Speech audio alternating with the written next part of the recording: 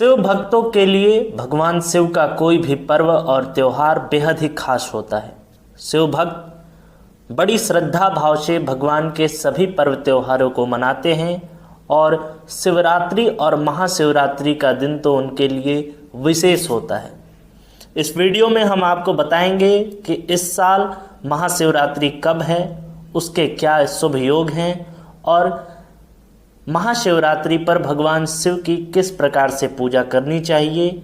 और इसी के साथ इस वीडियो में हम ये भी बताएंगे कि शिवरात्रि और महाशिवरात्रि दोनों में क्या अंतर है। आपको बता दें कि महाशिवरात्रि का पर्व फाल्गुन मास के कृष्ण पक्ष के चतुर्दशी तिथि को मनाया जाता है। महाशिवरात्रि के दिन ही माता पार्वती और भगवान शिव का विवाह हुआ था, इसीलिए इस दिन को शिव भक्त विशेष रूप से मनाते हैं और इसे बड़े उत्सव के तौर पर मनाते हैं। साल 2024 में महाशिवरात्रि पंचांग के अनुसार फाल्गुन माह के कृष्ण पक्ष की चतुर्दशी तिथि 8 मार्च को रात के 9:57 पर प्रारंभ होगी, जो कि अगले दिन यानी कि 9 मार्च को 6:17 तक रहेगी। हालांकि भगवान शिव की पूजा करने का विशेष महत्व प्रदोष काल में ही होता है, इसलिए 8 मार्च को ही महाशिवरात्रि मनाना उत्तम है। अब आपको बता दें कि शिवरात्रि और महाशिवरात्रि में क्या अंतर है।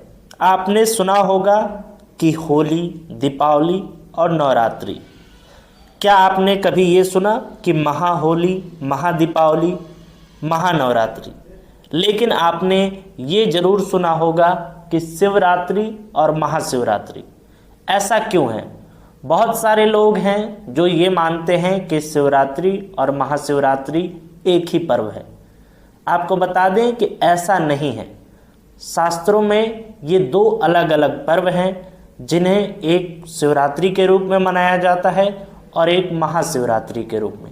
आपको बताएं कि इन दोनों में अंतर इतना है कि जो शिवरात्रि होती है वो हर महीने के कृष्ण पक्ष के चतुर्दशी तिथि को मनाई जाती है, जबकि इसके विपरीत महाशिवरात्रि को साल में एक ही बार मनाया जाता है, वो भी फाल्गुन मास के कृष्ण पक्ष के चतुर्दशी तिथि को।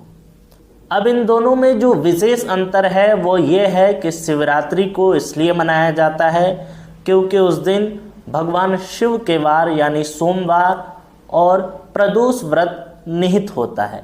इसके विपरीत महाशिवरात्रि के दिन कई कथाएं प्रचलित हैं। ऐसा माना जाता है कि शास्त्रों के अनुसार इसी दिन भगवान शिव और माता पार्वती का विवाह हुआ था। इसके अलावा ये भी एक कथा है कि समुद्र मंथन के दौरान जब देवता और असुर अमृत मंथन करने के लिए समुद्र मंथन कर रहे थे, उस दौरान समुद्र मंथन से विष निकला था और उस विष को भगवान शिव ने अपने कंठ में रखा था, जिससे सृष्टि का संहार होने से बचाया गया था। इसीलिए भगवान शिव का कंठ नीला पड़ गया था। वो इसी दिन हुआ था, इसलिए इसे उत्सव के तौर पर मनाया जाता है। इसके पीछे एक और कथा प्रचलित है कि जब गंगा मैया पृथ्वी पर आ रही थी, तब भगवान शिव ने उन्हें अपने जटाओं में धारण किया था, जिससे कि सृष्टि का विनाश होने से बचाया गया था। इसलिए भी इस दिन को शिव भक्त उत्सव के तौर पर मनाते हैं।